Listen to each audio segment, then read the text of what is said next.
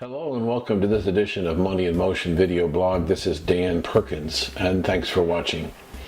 Today I want to talk about volatility, and I want to use two stocks in our portfolio, those of you that are clients of mine, to illustrate volatility that's been taking place over the last about 6 weeks.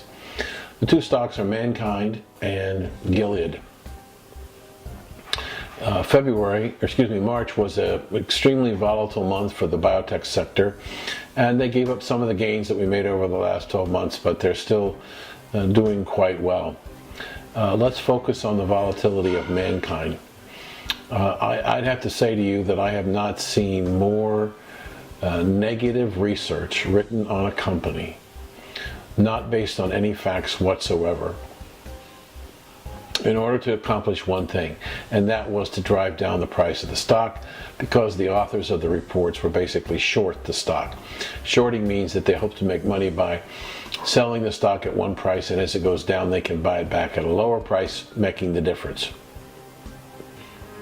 In fact, it was so rampant that on March 31st, the NASDAQ said that they were going to suspend trading on Mankind on April 1st because of the AdCom review under the FDA approval process.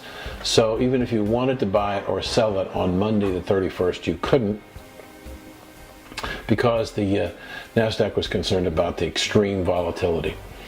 So we go through Tuesday the 1st, and all of the AdCom testimony is broadcast over the internet, and when it comes down to the final vote, diabetes type 1 got a 13-1 favorable vote, and diabetes type 2 got a 14-0 favorable vote. When they did open the stock went from $4 to north of $8. Not surprising. On the 2nd, 65 million shares of stock traded in Mankind, and it started to go down a little bit, and it continued down, and the naysayers came out again later in the week, last week, and said, well, yes, but they have to go to the FDA approval, and only 90% of drugs that go through AdCom get approval from the FDA.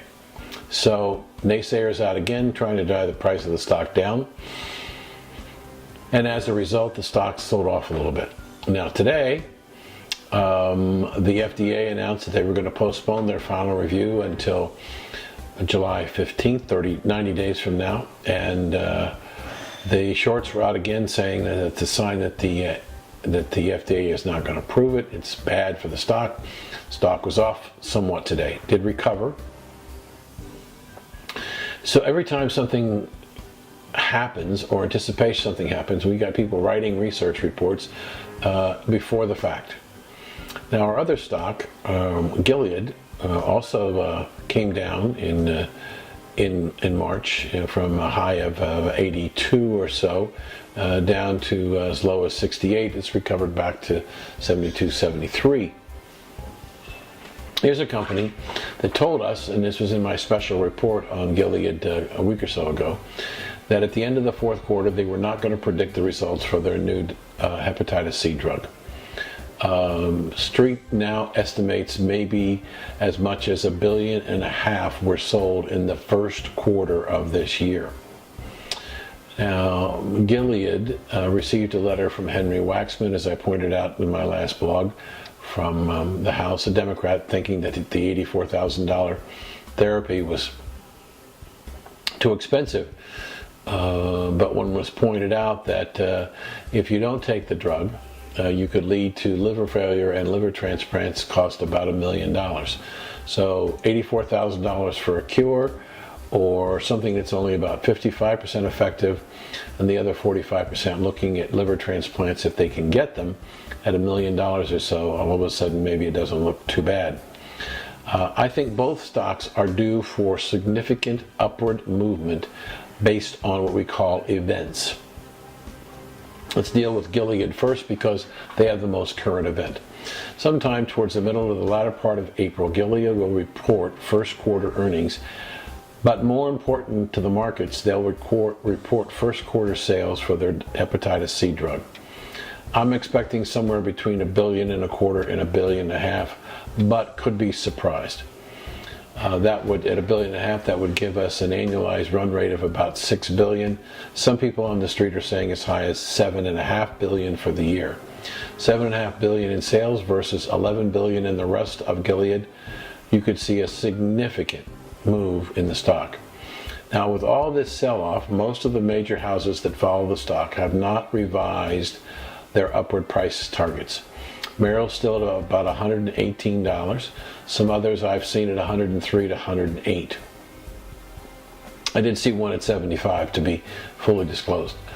So we have a lot of upside, and I think that the event for Gilead that's going to scare a lot of the shorts will be, in fact, the earnings report and the status report on the hepatitis C, how it's being rolled out on a global basis, where it's approved.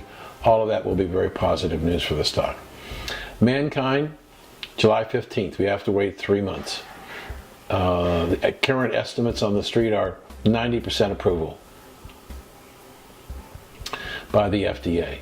I think that if the FDA approves it on July 15th, the naysayers will be out again, and they'll talking about, well, there's no distribution, they don't have enough money to market it on their own, and nobody stepped up. Well, I think that if FDA gives approval on July 15th, I suspect that Gilead is already in discussions with possible distribution partners, so that if they get a favorable opinion from the FDA in July, within 30 days they're going to announce a distribution agreement. I know it's disconcerting to see this tremendous price swings, but remember, we have two companies. One developed and patented and owns the rights to a new delivery system that will improve the quality of the lives of type 1 and type 2 diabetic patients and maybe save their lives.